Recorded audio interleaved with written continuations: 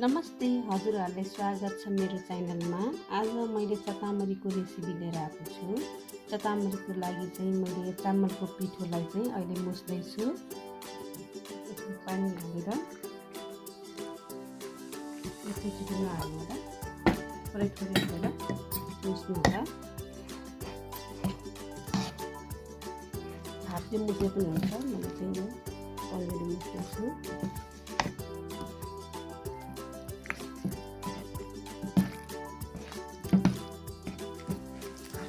यो पनि जस्तो तयार भयो।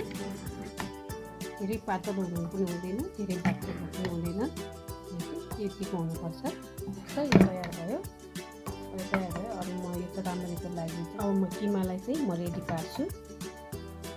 यो चाहिँ बफ हो, बफको किमा। अब म यसको सामग्रीहरू चाहिँ म देखाउँदैछु। अब किमामा मिसाउँदैछु। मैले गोरबेर लिएको छु, प्याज, हरियो खुर्सानी, अन्डा तिनवटा पनि लिएको छु। अनि यो मसलाहरू बेसार, खुर्सानी, नुन, जिरा, धनियाँको पत्ता पनि लिएको छु।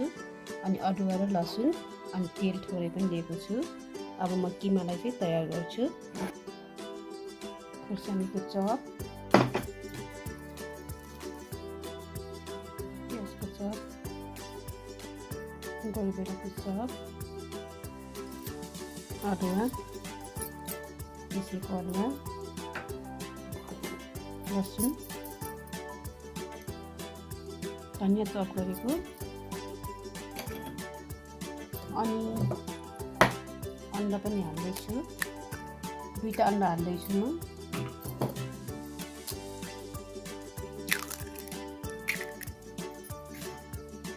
बेसार थोरै 1 चिम्टी जति, खुर्सानीको धुलो 1 चम्चा, जिराको धुलो 1 चम्चा, सानो चम्चाले, नुन चाहिँ स्वाद अनुसार।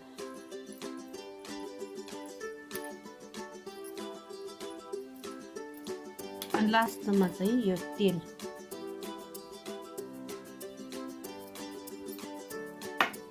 अब यसलाई चाहिँ मुस्नु पर्छ, हात चाहिँ धोएर मुस्नु होला।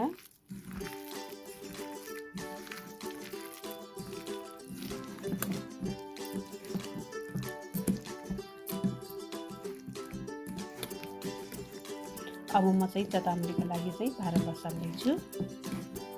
यो पनि रेडी भयो। चतामरीको लागि चाहिँ बेटर हाल्दैछु।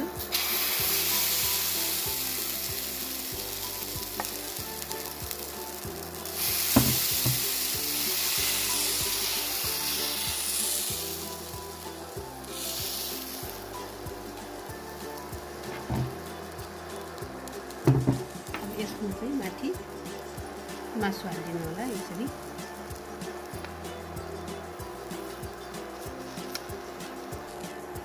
ग्यासको हिट चाहिँ सानै पार्नु होला। यसरी हालिदिनु होला मासु।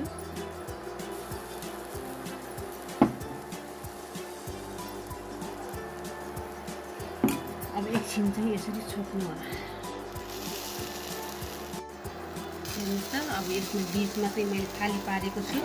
त्यो खाली भएको ठाउँमा चाहिँ एउटा अन्डा पनि राख्दैछु।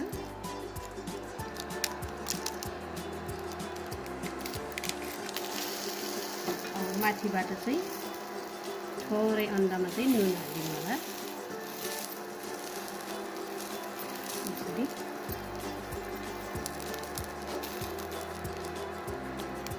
अनि माथिबाट यसरी टमाटर पनि हालिदिनु होला। यसरी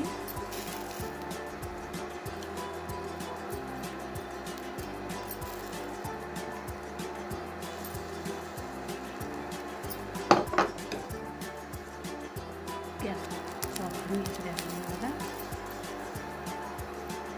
हजुरहरूलाई यसरी मन परेर सादा बनाएर खाए पनि हुन्छ।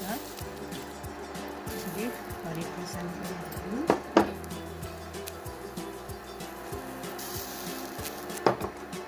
नेवारी पिज्जा हो यो।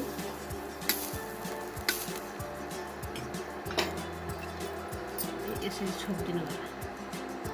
त पाक्यो नेवारी पिज्जा। अब म ग्यास अफ गर्दैछु। अब सर्भ गरेर पनि देखाउँदैछु। हेर्नुहोस् त मैले सर्भ गरेर पनि देखाइसकेँ। हजुरहरूलाई मेरो रेसिपी मनपर्छ भने हजुरहरूले पनि यस्तै गरेर बनाएर खानुहोला। साथीभाइ फ्यामिलीसँग इन्जोय गर्नुहोला। मेरो भिडियो मन पऱ्यो भने लाइक कमेन्ट सेयर सब्सक्राइब गर्न नभुल्नु होला।